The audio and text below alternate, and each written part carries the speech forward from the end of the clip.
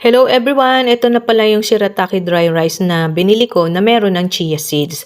Alam nyo ba kaya ako napabili niyan? Kasi na-curious ako, masyado siyang trending. Dahil ang sabi nga ay nakakababa ng cholesterol tapos nakakababa din siya sa blood sugar. Since nag-elevate na yung sugar ko, so need ko mag-try niyan. Tapos, so nung nag-try ako ng one time, ay nilagyan ko siya ng tubig dahil ang sabi dun sa instruction it was 1:1. Pero hindi siya naluto. Medyo hilaw ang ibabaw. So, ang ginawa ko ay mas tinaasan ko yung tubig. Kung 1:1 siya, ang ginawa ko ay 1:1/4. So, ayan na nga, mainit na bagong kulong tubig po yan, yung nilagay ko diyan. So, hintayin natin yan na maluto at yan ay matutuyo pagkain yung nakita. Pag mamaya makikita nyo yan, tuyo yan. So, inalo ko muna yan para pumasok yung tubig sa ilalim. At ating tatakluban ho yan para yung init niya ay makulob siya sa init para maluto. Siyempre, kailangan pa rin lutuin. Alam nyo bang mabango yan? Kaya nakakatuwa naman yan. At sabi ko ba, umuuso na ngayon itong mga dry rice. Talagang mga tao ay pinatatamad na talaga. Pero since meron siyang health benefit, kaya binili ko.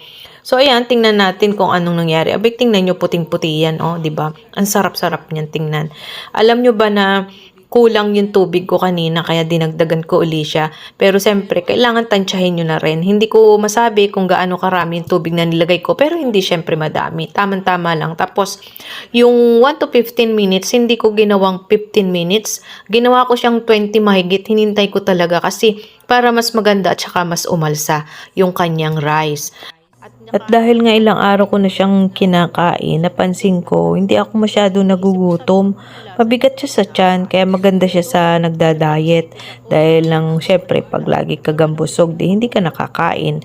So, yun ang isa sa mga katangian din ng chia seeds at saka ng shirataki rice na yan. At saka kahit anong klaseng ulam, itingin ko ay masarap siyang i-match dahil lahat ng nakain ko na ulam ay masarap sa kanya eh. At saka mabango eh. Kaya kaninang tanghali, tortang talong ang ulam ko. Aba, ay masarap pa rin eh. Talagang walang naiba. Parang kumakain pa rin ako ng yung premium na rice. Kaya nakakatuwa dahil lang at least ngayon, meron na tayong maluluto na rice na instant. Parang instant noodles lang, pero healthy siya.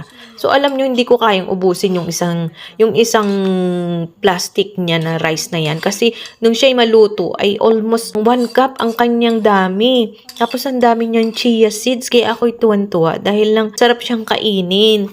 At saka, nung kinakain ko na siya, hindi mo na kailangang kumuha uli ng rice kung talagang malakas ka kumain. Dahil ako, hindi ko kayang ubusin yan. Kalahati lang nakain ko